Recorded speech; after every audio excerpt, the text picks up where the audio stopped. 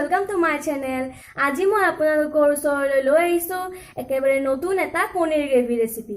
আপোনালোকে এনেকৈ খাই পাইছেনে বাৰু? যদি খাই পোৱা নাই আপোনালোকে এনেকৈ ট্ৰাই কৰি চাব আৰু কেনেকুৱা পালে মোক কমেণ্ট কৰি জনাবলৈ নাপাহৰিব। এতিয়া আহকচোন ভিডিঅ'টো আৰম্ভ কৰোঁ।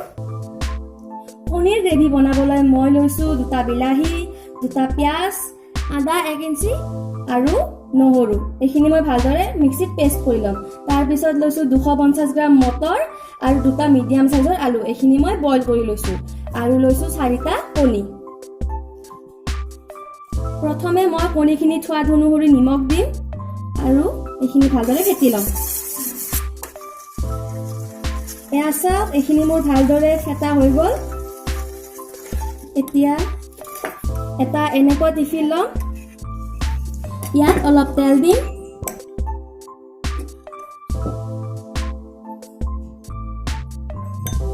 আৰু তেলখিনি ভালদৰে টিফিনটোৰ চাৰিওফালে লগাই দিম।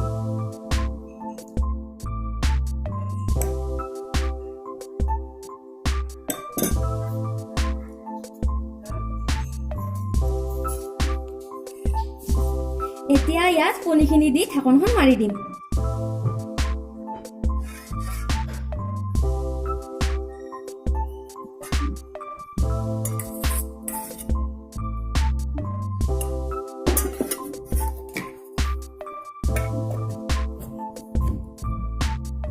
আৰু আনফালে গেছত এটা কেৰাহী দিছোঁ আৰু ইয়াত মই এগিলাচ পানী দিম।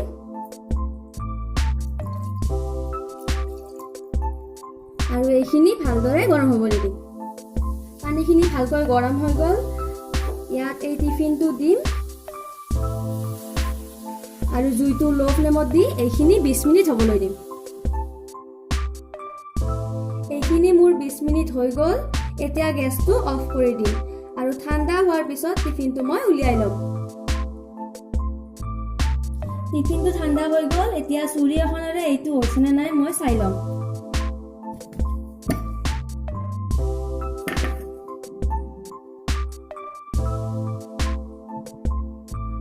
এইটো মোৰ হৈ গৈছে কাৰণ চুৰিখনত একো লাগি অহা নাই। এতিয়া এইটো মই টিফিনৰ পৰা উলিয়াই ল'ম।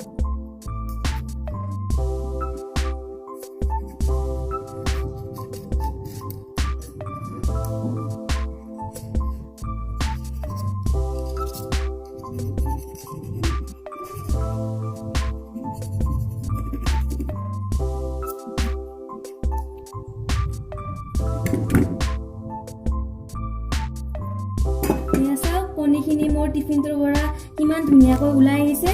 এতিয়া মই এইখিনি কিউব আকাৰত কাটি ল'ম।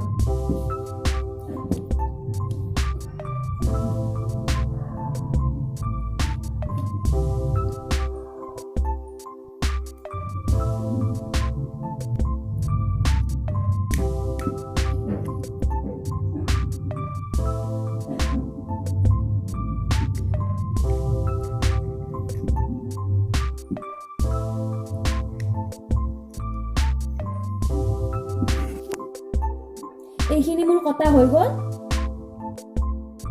আৰু আনফালে গেছত এটা কেৰাহী গৰম হ'বলৈ দিছোঁ। ইয়াত তেল 3 চামুচ দিম।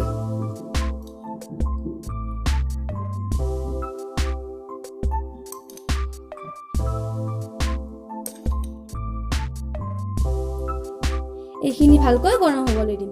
তেলখিনি ভালকৈ গৰম হৈ গ'ল। এতিয়া ইয়াত কাটি থোৱা কণীখিনি দি 1-2 মিনিটমান ভাজি ল'ম।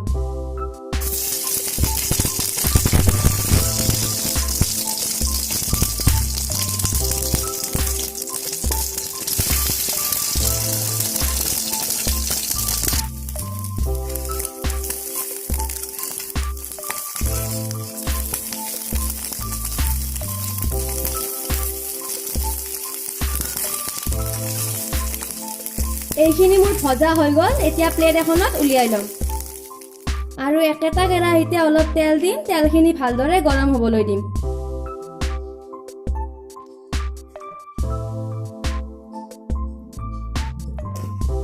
তেলখিনি ভালকৈ গৰম হৈ গ'ল। এতিয়া ইয়াত মই বনাই থোৱা মছলা পেষ্টখিনি দি দিম।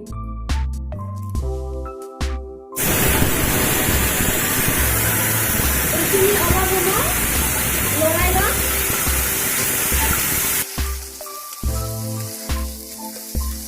এতিয়া ইয়াত মই আধা চামুচ জিৰাৰ গুড়ি দিম, আধা চামুচ গৰম মছলা গুড়ি দিম আৰু আধা চামুচ জ্বলাৰ গুড়ি দিম।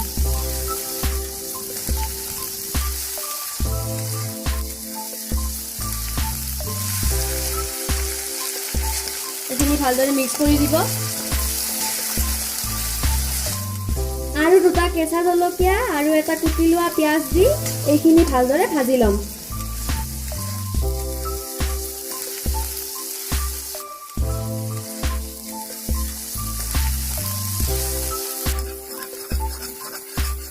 এইখিনি ভালকৈ ভজা হৈ গ'ল। এতিয়া ইয়াত মই বইল কৰি থোৱা আলু আৰু মটৰখিনি দি দিম। মটৰ আৰু আলুখিনিও মছলাখিনিৰ লগত ভালদৰে মিহলি কৰি দিব।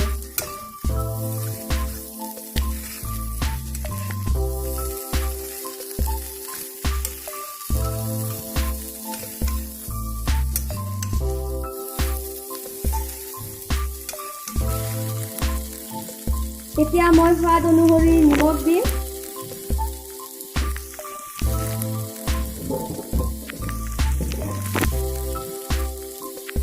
হালধি দিম আৰু এইখিনি ভালদৰে মিক্স কৰি দিম।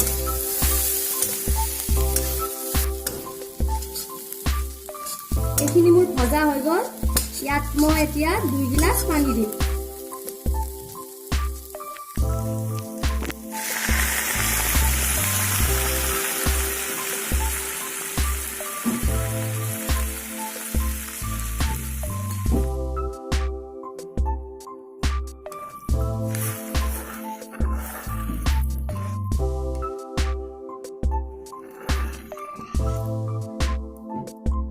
এতিয়া ঢাকনিখন মাৰি এইখিনি 2 মিনিটমান উতলিবলৈ দিম।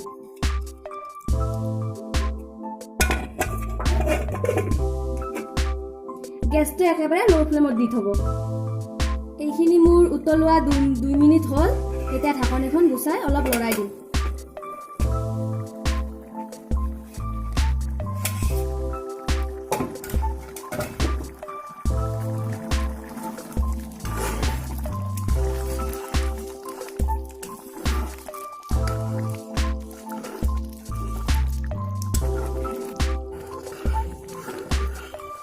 তাৰপিছত ভাজি থোৱা কণীখিনি ইয়াত দি দিম।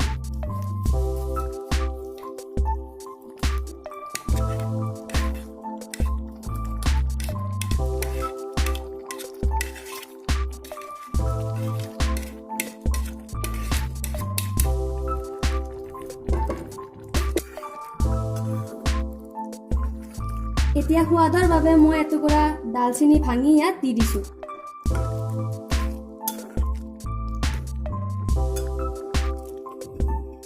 আৰু ঢাকনিখন মাৰি 1 মিনিটমান উতলিব লাগিব।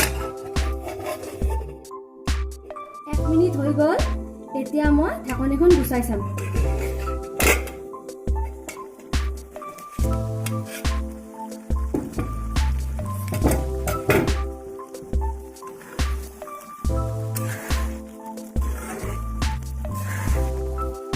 এয়া মোৰ কণীৰ গ্ৰেভিখন খাবৰ বাবে অলৰেডি ৰেডি হৈ গ'ল।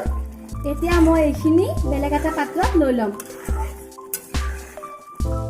এয়া চাওক, মোৰ মটৰ আৰু কণীৰ গ্ৰেভিখন দেখিবলৈ কিমান ধুনীয়া হৈছে। ইয়াক মই জলকীয়া আৰু পুদিনা পাতেৰে গাৰ্নিছ কৰিছোঁ। আপোনালোকে ইয়াক ৰুটি বা ভাতৰ লগতো পৰিৱেশন কৰিব পাৰে। আৰু যদি মোৰ ৰেচিপিটো ভাল লাগিছে তেন্তে মোৰ ভিডিঅ'টো লাইক, শ্বেয়াৰ আৰু লগতে মোৰ চেনেলটো ছাবস্ক্ৰাইব কৰিবলৈ নাপাহৰিব। আৰু নতুন নতুন আনকমন ভিডিঅ' পাই থাকিবলৈ কাষত থকা বেল আইকনটো প্ৰেছ কৰি দিব। আজিলৈ ইমানে। Bye bye friends.